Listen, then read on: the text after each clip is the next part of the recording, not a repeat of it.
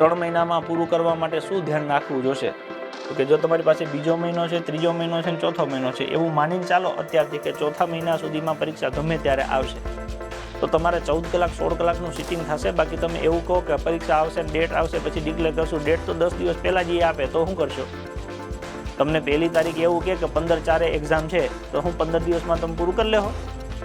તો અત્યારથી તમે શિડ્યુલ બનાવો. માની લો કે તમે એવું નક્કી કરીને ચાલો છો કે ચોથા મહિનામાં પરીક્ષા આવી જશે અને તમે ધન તૈયારી કરીને ચોથા મહિનામાં કોર્સ આખો કમ્પ્લીટ કરી નાખો, પરીક્ષા ન આવી તો એનો તમને બિલકુલ નુકસાન નહીં જાય. પરીક્ષા માની લો કે છઠ્ઠા મહિનામાં આવશે તો 2 મહિના તમને વધારે પુનરાવર્તન કરવા માટે મળશે.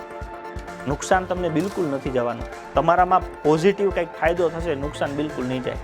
પણ જો તમે તૈયારી નહીં કરી અને ડાયરેક્ટ તમને એવું કહી દેશે 15 દિવસમાં પરીક્ષા છે, તો પછી ભેગું નહીં થાય. એટલે જો લાગવું જ છે, નક્કી કરી જ લીધું છે, તો હવે લાગી જવું પડે. ફરજિયાત 14 થી 16 કલાક રોજના દેવા પડે. જેને રનિંગ પતી ગયું છે એને તો વિચારવાનું જ નથી, 16 કલાક ખઈ ખપીને વાંચવાનું છે.